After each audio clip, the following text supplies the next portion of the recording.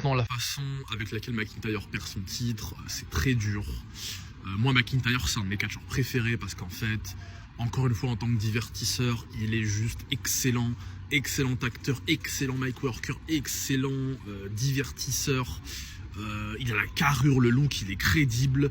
Le ring, la prestance, en fait, il est parfait. McIntyre à un détail près.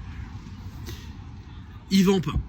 Il vend pas, c'est pas un américain, il n'est pas si générateur que ça, il a pas un blaze aussi inspirant avec une aussi grande notoriété, et c'est des facteurs en fait aujourd'hui quand tu regardes le poids qu'a le business quand même et ce que ça génère, c'est limite plus important que jamais, donc c'est dur pour lui, mais même les conditions dans lesquelles il perd son titre dans un SmackDown, dans un match quasi clean contre Cody, c'est dur.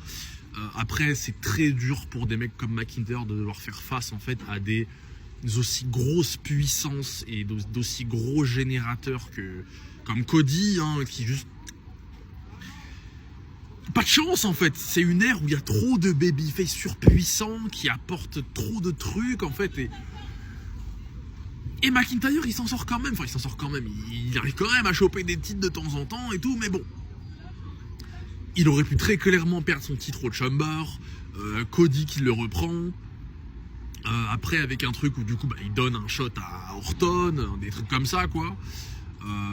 Mais au moins il aurait été plus judicieux pour préserver la puissance de McIntyre, de le faire perdre dans le Chamber, avec du coup face à beaucoup plus de stars et donc un plus gros cafouillage, et ou plus ils auraient pu du coup beaucoup plus facilement et de manière crédible dessiner le truc avec Jacob Fatu, parce que là c'est dégueulasse en fait, c'est juste dégueulasse. Mais Cody c'est le GOAT, c'est tout c'est tout.